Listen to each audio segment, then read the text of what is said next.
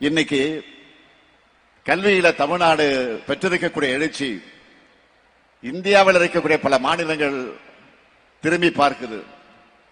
நம்மோட திட்டங்களை அவங்க மாநிலங்களை செயல்படுத்த ஸ்டடி பண்ணிக்கிட்டு இருக்கிறாங்க.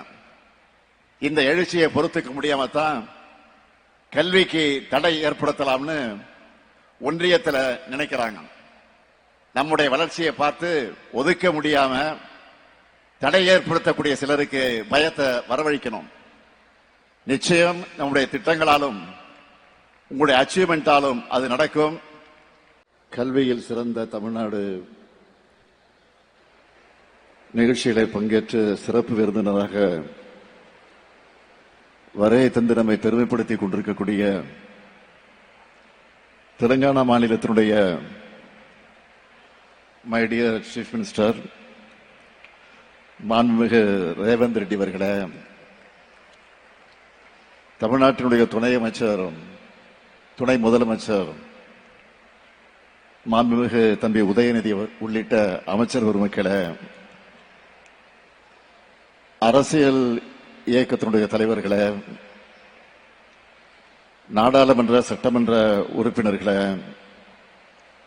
தலைமைச் செயலாளர் திரு முருகானந்தம் IAS உள்ளிட்ட அரசு அலுவலர்களே, வருகை தந்துள்ள சிறப்பு விருந்தினர்களான திரைக்கலைஞர்கள், கல்வியாளர்கள், அனைத்து சான்றோர் பெருமக்களே, என் கண்ணின் மணிகளான மாணவ செல்வங்களே,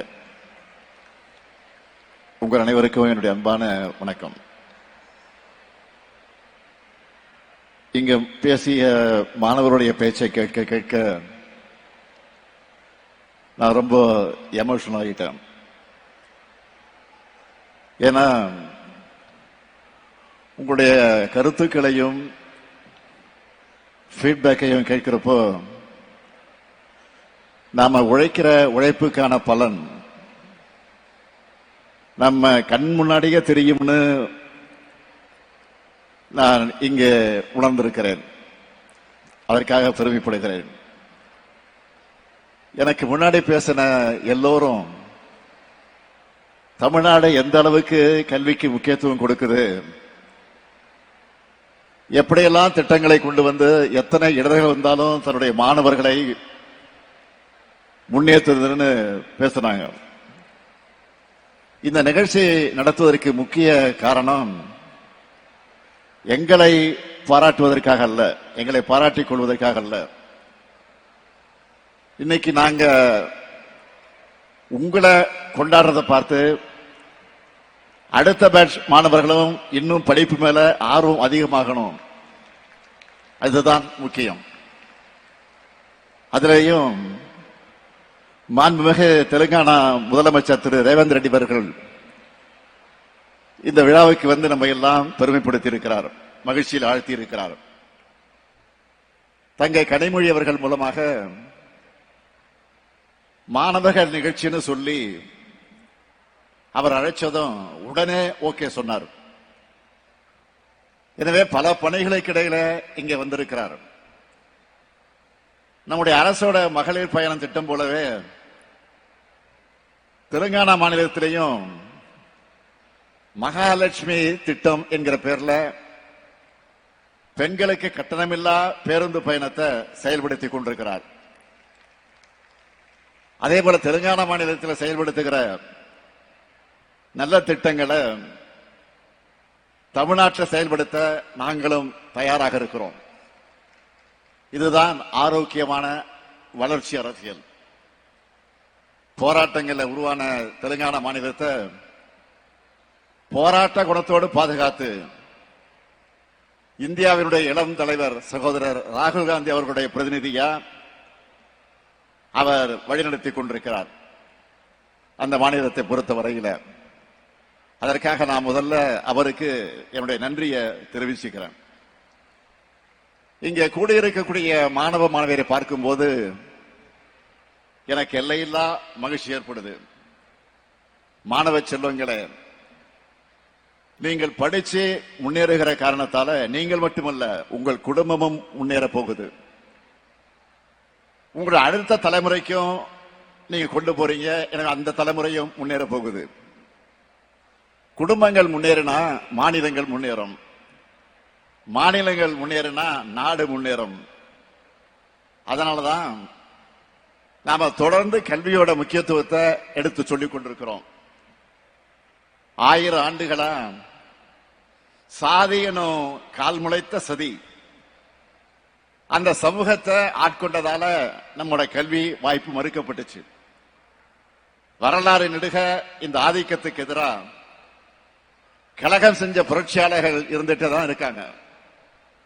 அந்த தொடர்ச்சியோட உச்சமா திராவிட இயக்கம் தமிழ் மண்ணில் நிகழ்த்தின புரட்சி தான் இன்னைக்கு இந்த அளவுக்கு வேகமாக நடைபெற காரணமா இருக்கு.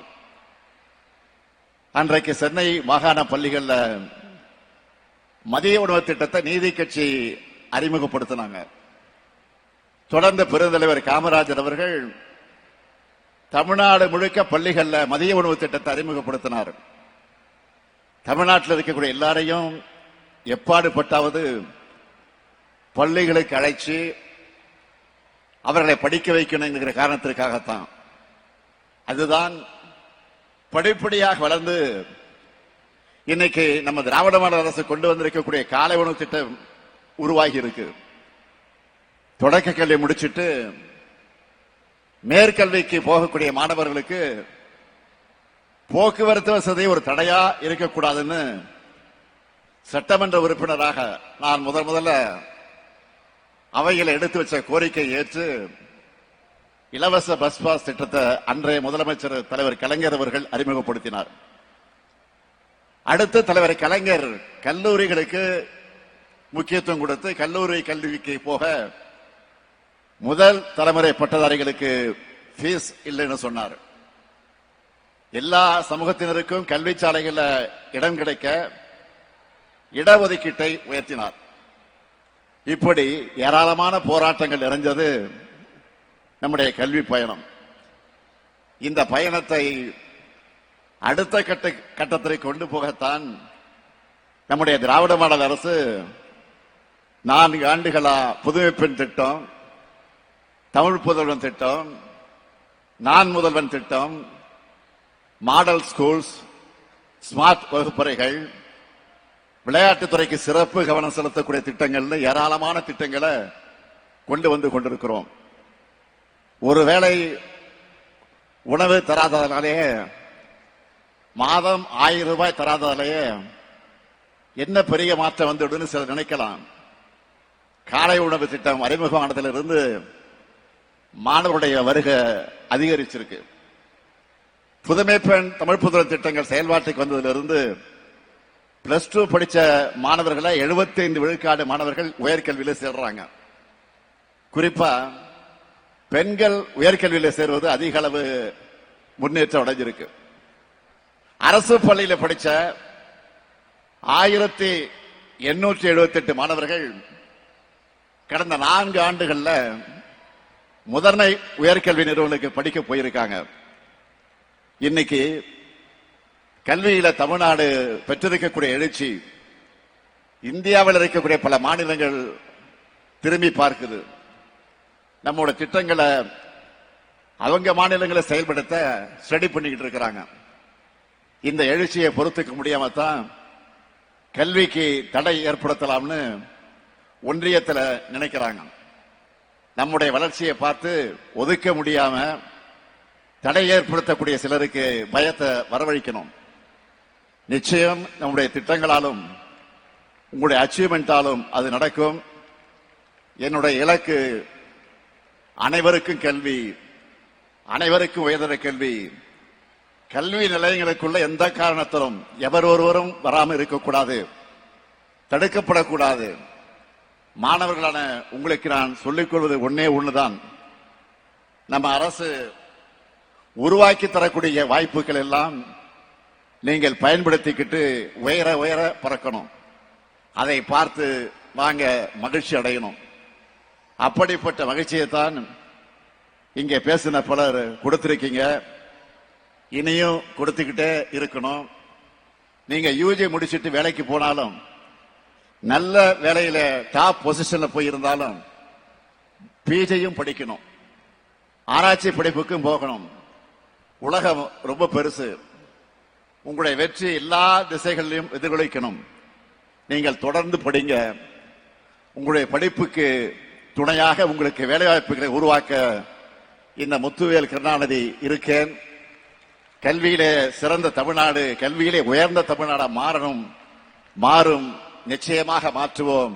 நன்றி, வணக்கம்.